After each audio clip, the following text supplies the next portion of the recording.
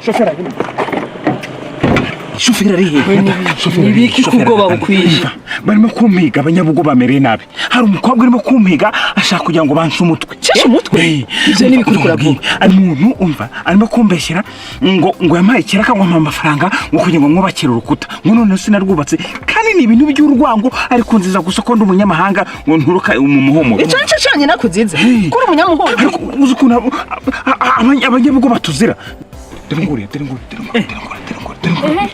Si wewe bila kubana. Umva, ibintu nyegere, umva nkubwire. Ndakubwiye ngo ndakusatura umutwe. Ndakusatura umutwe. Wa mugabo we, ibi bikoresho nivyo kubaka sivyo kugwanisha. Subiza hasi. Huyu papa ni escrow mwa hatari. Mimi natafuta mtu matanichenga kibambazi bana nambia muhumuro kuna watu wabie. Huyu mimi namuleta mimi namtosha kula mnapa franga zangu hakunijengea hata na nikampatia franga akaenda na hakunijengea. Umva nkubwire nta nkuzi wowe. Angalia video. Ile video nilimkamataka na hayu hata niko namlipa franga zangu. Tuko tunasikilizana atanijengea na shabipenda kama si ni enje atajijengea. Huyu si wewe.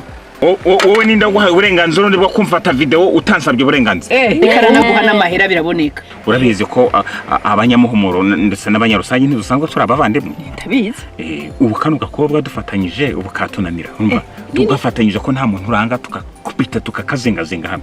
Ngo kubera uri umunyamuhumuro nanje ndi umunyarusange ndagushigikira mu makosa. Tunasikia buzi yake. Hakuzura besha uduteza urubwa muri kano karere kose ngo baduhora aho tuva. Je mfatanya n'umunyabugo kukwitwarira. Ndagushengeza imbere ya polisi. Nta soni. Ibintu ni bibiri. Urasubiza amahera y'abandi canke uje kubaka urukuta. Kama binamushinda mienda bakia pa polisi tatulamula. Leo mimi na wao tatoka hapa. Mie.